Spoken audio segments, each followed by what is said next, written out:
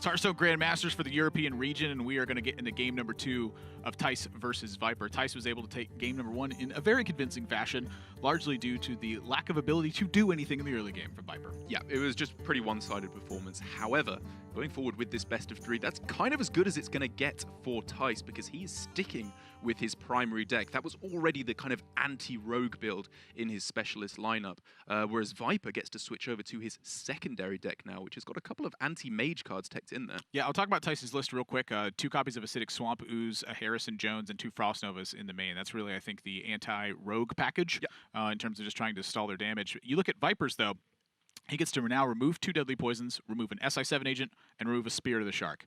In its place, he adds in a Sap, a second copy of Walk the Plank, and 2 Hench Clan Thugs to have some early pressure going. As you can see, that was pretty paramount to his ability to secure board in that game. Yeah, I think this is just the perfect anti-mage package, because you've got the removal, which is very important for their mountain giants. We saw how good that would have been if he'd had a second Walk the Plank, perhaps, in that first game. And also the fact that this mage deck is actually relatively light on answers. It doesn't have many cards that immediately kill your opponent's minions, like a Frostbolt or a Firebolt in there. So a Hench Clan Thug can very easily grow to insurmountable sizes within the matchup. Yeah, if you're looking at the actual direct answers to a Hench Clan Thug, it's either from a magic trick bringing something, multiple copies of Ray of Frost, a Mana Cyclone providing something, or hitting it with your minions. That's the only way Thijs actually has to handle a Hench Clan Thug that's active early. Which is the idea, isn't it? That you play it before they even get down those minions, especially if you're on the coin. They can't get their mountain giant down very quickly at all. I think it's a really nice inclusion here from Viper, showing his classically very strong understanding of Rogue. Who would have known that Tempo Rogue wants to make tempo plays? What a time to be alive. Different kind of opening hand here for Thijs as well. You know, you've been playing a ton of this deck, I know. What kind of hands are you looking to have versus Viper? Like, if this was your opening hand, is this a keep scenario? It's really interesting, because I know that I am not at the level where I could play this deck in Grandmasters. Obviously, these are the best players in the world. But I often find that while these kind of hands with Mana Cyclone and all these cheap spells can seem very powerful, they seem very flashy and exciting, a lot of the time I feel like they're not actually delivering the meat of the deck. The actual physical stats on board pretty much purely comes through the form of Mountain Giant, Conjurer's Call, Rabble Bouncer, and Sea Giant, your big minions and your powerful spells in the form of Conjurer's Calling. So I can understand why Thijs would be happy with a hand like this, because it's got draw and it's got a little bit of generation with the Cyclone as well. But it is not the dream hand. The dream hand is what he has. Viper to scenario where he's just going to dagger up and punch. That's one of my favorite plays in the whole Rogue deck. It sends a very distinct message to your opponent, which is, I'm going to poke you. Yeah, or I have a Waggle Pick in hand. Oh, right. A lot of times you'll see players save the dagger when they don't have Waggle Picks, or sometimes even when they do. Yeah. Just to be able to fight for board scenarios there. There's not really a lot of stuff in Tyson's deck that Viper's interested in daggering down. So here, just take your damage. Yep, I can definitely agree with that, because it looks at the moment like we've got a pretty straightforward plan here of just SI7 agent into the Waggle Pick, just keep on hitting your opponent. Whoa! And Thijs here, even though, as you said, this indicates that there's a Waggle Pick in his opponent's hand, he just wants to get stats on board. You know, I think I like this from Thijs, and the reason why I personally like it is because Viper's not on coin. And so what that means is, you know, tempo SI7 agent plays, or what have you, they just don't work. Yep. And so here, Viper was interested in using the preparation for the Evil Miscreant anyway, but he expends an Eviscerate to kill an Acidic Swamp Ooze, so that way he cannot make headway on Viper's board. So I think the Ooze here from Thijs is really smart because A, he's got Harrison Jones, but B, he's got 2 copies of Mirror Image to soak up weapon attacks as well. You know, that's effectively destroying a weapon a lot of times. And I think another big reason of why Thijs played it is it absolutely sabotages the Hench Clan Thug opener, because if your opponent daggers on 2 and then plays it, the Ooze perfectly trades with a 3/3 Miscreant, but obviously wouldn't trade with a 4/4 version. So I think overall, that's a really good spot from Thijs, that it doesn't have to get the absolute most amount of value every game. It's just got to do enough. I just had a casting epiphany, which is I always mention the secondary reason why a player did something, because to me, the first one, I'm like, well, of course. And so I just overlook it. And then you went back and explained, I'm like, why didn't I mention that? That is absolutely the paramount reason to do it, but why did I mention the secondary reason first? Well, you're just queuing me up by throwing me the ball of the basket so I can slam it into the... Oh, it's an alley-oop. If you like. The pass looks good, but the dunk looks better. Oh, the dunk always looks better. Oh, okay. Viper's about to dunk Tyson here with the waggle pick. And here, the removal doesn't look quite as good for Tyson. I think it's likely to come down in this scenario still, but you're putting a one-cost Miscreant back in your opponent's hand. This is not necessarily the ideal timing, but this is a forced play from Viper. Either way, he's getting a Miscreant back. Yeah, it's not ideal for Tyson, but like I said earlier on, your opponent getting a bunch of lackeys is far from an auto-lose situation. You're not too sad about that, considering how powerful Evil Miscreant is just as a card. Because as I said, you've got the Sea Giants, the Rabble Bouncers in there that you can use to get that huge reduction and then be able to actually utilize that Conjurer's Call in hand. I'm going to go off the deep end here. What if you Conjurer's Calling the Miscreant first? I wonder. You've got off the deep end. Impossible. But in my head, this is how...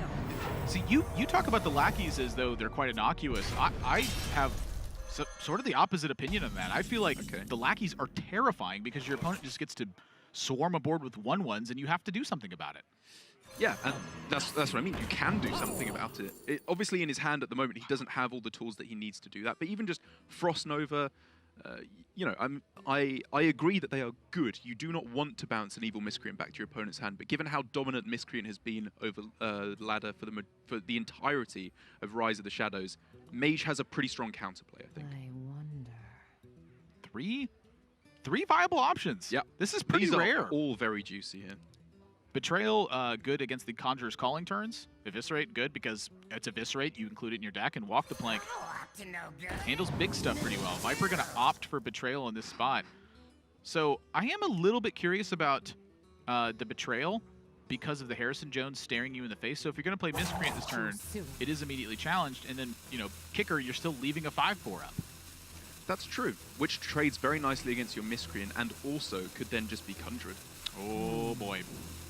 Speaking of Conjurers, this is looking like a nice Conjuring turn that's coming up. This guy's toast. I think I agree with you. I think I would have preferred the Eviscerate there because I can understand why he doesn't want to go with the Walk the Plank. It's quite expensive. He already has a handful of stuff to do. You want cheaper cards. But it does look like it's queuing up Thijs here to just very, very happily go for a big old Conjurers. You know, perhaps that's something that you're happy. Surprise! It does not actually duplicate the minion in play. You just get 2 random 5-cost minions from that Conjurer's Calling. It happening to be a Harrison Jones that's something. Hilarious. Comedy gold. Yep, and then the Double Mirror Image plus the Mana Cyclone, and I feel like Viper is in tough shape now. Thankfully, to deal with these mirror images, though, he has that Betrayal to... Look at the presence of mind to play around Betrayal as well. That's true. Good point, yeah. Positioning matters so much more in this format, I feel like, than it really has in recent memory. Nothing. Wasn't a believer in the crushing walls meta. You know, that situation came up a lot. It just was never present. Yeah. Well, against the wide board, Fan of Knives is obviously tempting. You know, I was thinking like almost some desperate territory here. Viper actually has no copies of Fan of Knives anywhere in his lists. So that's the lone copy of Fan of Knives. If he's going to make use of that, it's going to be with Pokes and, you know, a second Fan of Knives discovery. I was thinking something as crazy as Pilfer to hope to get something crazy. Like a Blizzard or a Flamestrike. Yeah. That's interesting. Because now the Walk the Planks, they're still fairly effective. But Viper's just kind of getting pushed out of the game by 5-cost minions at this point. I think I'm with Viper on this one. I think you just want to keep cycling through your deck, get through to those good cards. But like you said, at the moment, he's not being blown out like he was last game by some huge giant play. He's just losing on board. He's just tempoing out. Nice pickup. Very nice. Viper dislikes the position here, and knowing Viper, he has a lot of expertise with Rogue, and he will hold himself to a very high standard. I actually remember talking with him about this at the World Championships, where he was very decisively winning a game, and he had missed a play where he was like, well, I could have made my questing adventure an 8-8. and it being an 8-8 was the difference between snowballing the game and not snowballing it. And it was at 7-7 instead. He actually put himself in a position where the right combination of cards from the opponent could put him in a position to lose. I'm curious what he spots here that would have been any different, because this looked pretty fantastic to me. Yeah. Like, what's missing? That's what I want to know. His head shake is very telling to me. As in, he thinks he made a misplay. Yes. Well, I mean, look at it. Hunter Ace and Viper are two of the most self-critical players I know. And look at it. They both ended up in the World Championship finals. Big bad Archmage off the Conjurer's Calling, and Viper is not happy about it. I'm not sure if "oh boy" is a general exclamation or trying to get me to pay attention and calling me boy. I'm kind of here for either. Oh! 12 taunt gets picked up from it. You gotta laugh at that. You gotta laugh that one off. I don't think Viper gets out of this situation. Like, I agree. now the thing about it is This was filthy. well, Tyson's backup hand is it's stuff. It's good. It's really good. Viper's just missing the ability to make more impact on board. His hand is stuffed of just walk the planks. All right. So what does the Betrayal do? If you cast Betrayal on this damaged Stegatron, and it doesn't really do anything, or it doesn't do enough, I should say. Can't really sap anything. I think you can sap.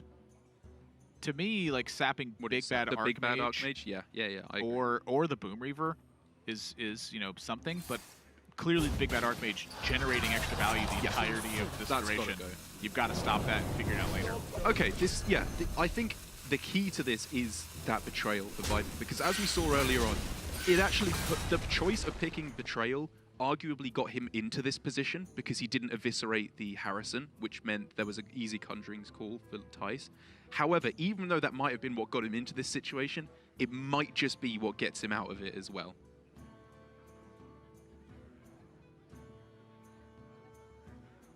It's tough to think. All of this started because of that Harrison Jones. So crucial. That one choice of Betrayal over the Eviscerate has shaped this game immeasurably. And, you know, to Viper's credit, Tyson had a very good hand, and he's not going to slip up anyway in this matchup. So he probably wouldn't have been in a great position anyway. However, I think slightly different lines could have been what he needed to wrestle this miserable situation back into a slightly more ameliorated one. Unity. Oh, Yeah. I didn't even think that you could do that. Well, something to note here, though, is you mentioned the play last game of ping your own minion to keep it, not vulnerable to walk the plank. Okay. In this situation, though, Tyson's game plan, because he has Pyroblast in hand, was just to set Viper to 10. And that plan has now been accomplished. If Tyson does not lose in the next 3 turns, in his mind, he's basically just won the game. Yes. I'm trying to think about it. I think that the ping before you play Ziliac, so it still keeps the Divine Shield, I think that might have actually been a slightly better play, because he's playing double walk the plank in the deck. Yeah, the idea to me is that you shut off the spell lackey so that way your opponent cannot shadow step. Yeah, okay. Crazy. Yeah. Maybe I'm getting a little bit too fancy here. And I believe one of the walk the I think plank it's a lot of. I never really came thought off about of it. the Lucky. But Yeah. I think it has a lot of. I mean, Tyson is, I think, fairly aware that Viper's coming into the second walk the plank. Yeah. The problem with the second walk the plank is it's just not really getting the job done.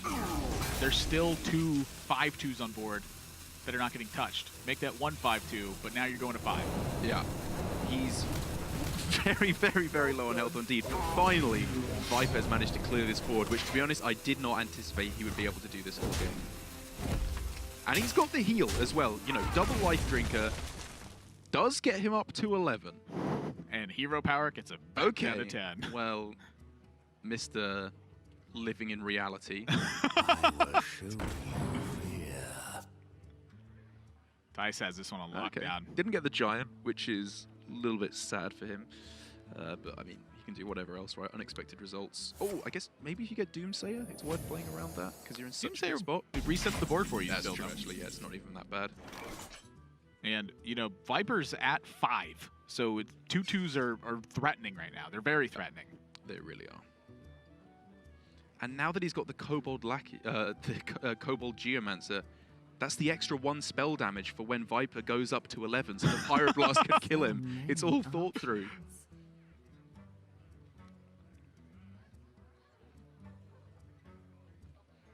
Yeah, I think Viper's kind of in the same headspace as us, where he is looking for anything that could even possibly save him here. I look back to that Harrison turn. I think Viper's hand was just too weak to justify the long-term play that he had decided to go for. Yeah.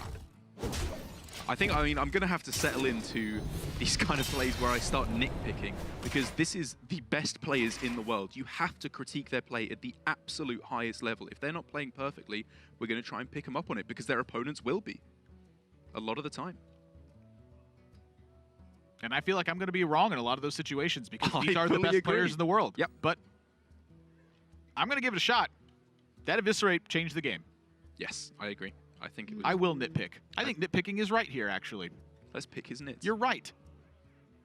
Thanks, buddy. It's like a waggle pick. It's just the right pick. It was so tempting, though. You can totally see his position of, you know, the betrayal can be so nutty in this matchup, but it was just a very unfortunate instance. There was the Conjurer's Call in his opponent's hand.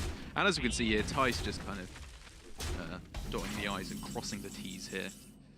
That's nowhere near enough heal to pull Viper out of this one, even if there wasn't a Pyroblast in hand. What's the weirdest thing that can happen that works? Well, if there's anything, it's 2 spell lackeys that can do it. A step. Let's try again. You got to think through, like, what is it though? Like, what does the job? Like, I mean, if you're in Viper's position, if you assume Tyson's Pyroblast, is there anything that does it? I don't. Well, think no. there is. You just assume he has no burn in hand. Counterspell. How do you even get counterspell? Pilfer. Okay, Pilfer. Yeah. Or But you also have to deal with the board. well, too many things. I think that the most likely outcome is he picks Step, Shadow Steps his lackey, plays it for 0 mana, and then plays Vanish. Is like, in his eyes, probably his out. Oh wait, he's got a prep active. Sorry. Oh, he's got a prep active right now, so he wouldn't want to play. Yeah, but this is effectively the same step. thing. He needs to Vanish right here. Okay, yeah, this was the right way to do it then. Doesn't get it. He can just play Myra's here, I guess. Yeah. Viper trying his absolute hardest, fighting tooth and nail, but just fell too far behind in tempo at the end of the day. Thijs is going to take a 2-0 in the first European Hearthstone Grandmasters match, and in very convincing fashion at that. A Pyroblast to end. A nod to the old days. What a way to close things out. Beating the runner-up of this year's Hearthstone World Championship by Pyroblasting him in the face. And you've got to give it to Tyson. It's a pretty bold pick to go for this Mana Cyclone Mage so early on in the Grandmasters League, rather than one of the slightly more safe picks like Bomb Warrior or the Tempo Rogue. But it's working out fantastically for him so far. Yeah, I mean, this was, again, pretty convincing fashion. I like the way that it's built, where he's considered anti-rogue in the first game. I think that was the deck that most people had their sights set on, was how do I defeat this deck? And if you look at his side decks, you know, he's got a Hexlord, Malacrast, 2 Astromancers, Archmage, Antonidas, and a Stargazer Luna in the tertiary deck to try to fight against Warrior. So I think he's actually got a pretty solid game plan there, with just so much extra value packed at the top end. And even in the mirror match, his secondary deck would have 2 big game hunters and a mind control tech in there. So lots of ways to fight, you know, when your opponent's trying to do big shenanigans of the Conjurer's Calling. Yeah, and I think the way you're describing all those different strategies that you can adapt the Mage with is why it makes such a good, or why it's looking to make such a good specialist deck, while maybe it's been struggling a little bit more on ladder, because it really needs to tech to the right matchup, and it absolutely can do that. But if you're on ladder and you're playing the anti-warrior version against rogues, you're just going to die. Yep, and we have an interview with Tyson, and it sounds like it's ready, so let's go ahead and see if we can hear us. Tyson, can you hear us? Yes, perfectly. Congratulations on your first win here this week. Pretty dominant performance in this one. Talk to me about the preparation for Grandmasters in this week 1, and just the field overall. Like, how much did you consider your opponent when building versus just what you thought other players would bring in general when building?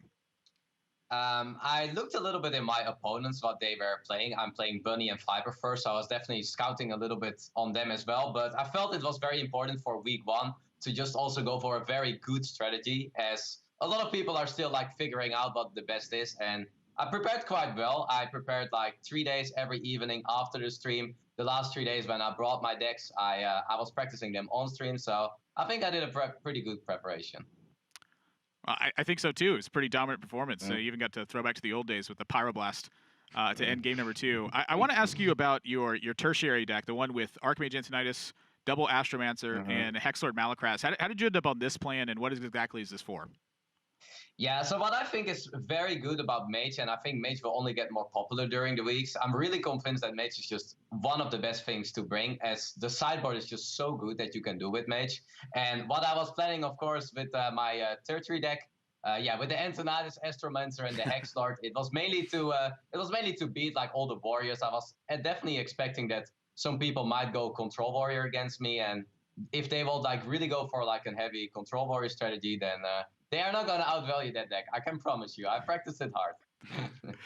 And kind of talking about that, not being able to outvalue you, talk about, I think, Warrior in general across the 3 regions being such a popular deck. Where do you see the metagame shaping up from here? Like, what direction do you think it's really going to take? I'm very convinced there will be way less Warriors during the weeks. I think Control Warrior is one of the decks that is pretty counterable as well. Bomb Warrior is a little bit harder. It's just a very good deck and strong overall. But I definitely think there will be a little bit more creativity. Like, you can really counter well in this format, and I think we will see that more and more during the weeks. All right. Well, Thijs, thank you very much for your time, and congratulations on your week number 1 here. Looking forward to seeing you in your next matches. Thank you. 2-time European champion, getting the job done. It's quite exciting. He's famous. I talked to Tyson, kind of. Maybe I should have thrown you a question. I don't know. We'll do it the next one.